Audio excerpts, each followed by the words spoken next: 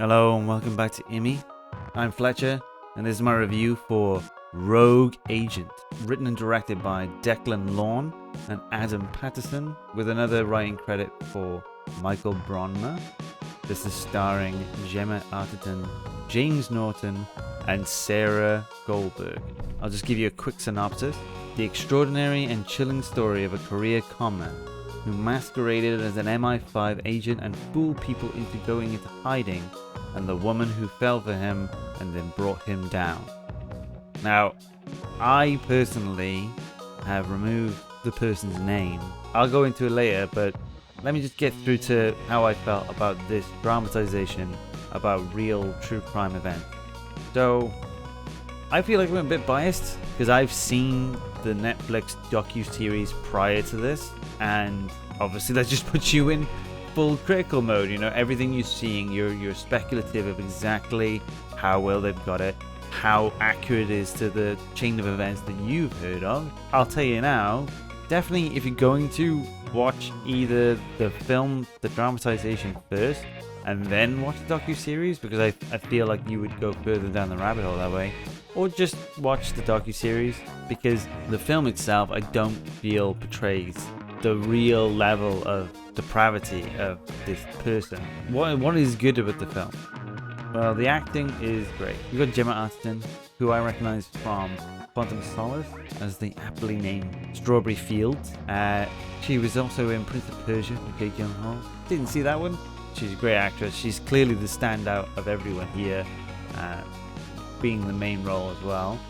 James Norton I only know from Nosedive, that fantastic episode of Black Mirror, having such a hankering for anything Charlie Brooker recently. I don't really recognize many of the other actors, but other than that, the actors do really do their job well. They're quite one note. I mean, there isn't really enough room here for them to get quite broad with their performances, except for Gemma Arterton, I would say personally. Cinematography is functional.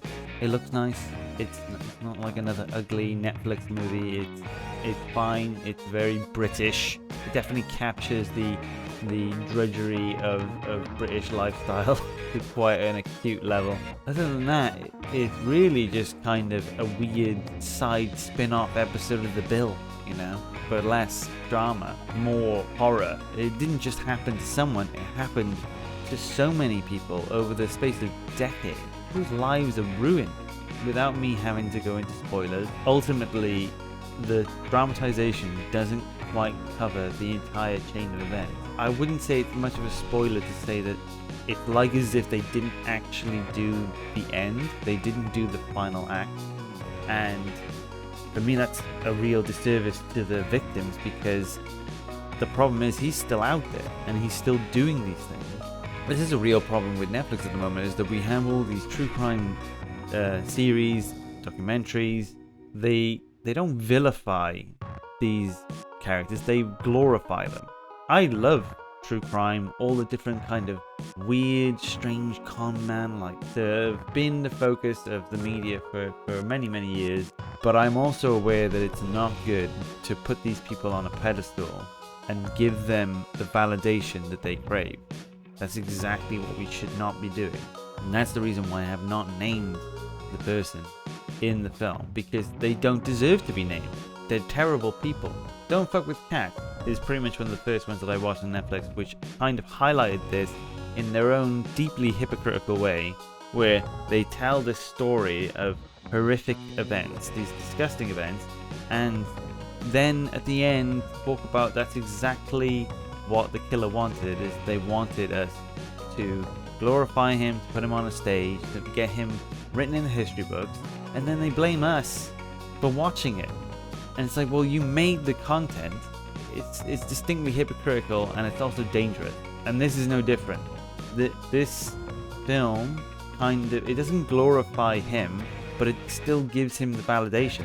Like, he's not only had a docuseries about him, but he's had a film about him now. He's gonna start to feel like his hubris is going through the roof. It's ridiculous. There are so many different videos on Netflix that do the same, and I wouldn't have a problem with it if there was some kind of delicate way of describing the person in question without giving them any validation. Like, without naming them. They do not need to be named or to be put down in history, because they don't deserve it. That's my big problem with this film, is that it's just cashing in on something that already really did the job, which is the docuseries. Give it a watch if you want to.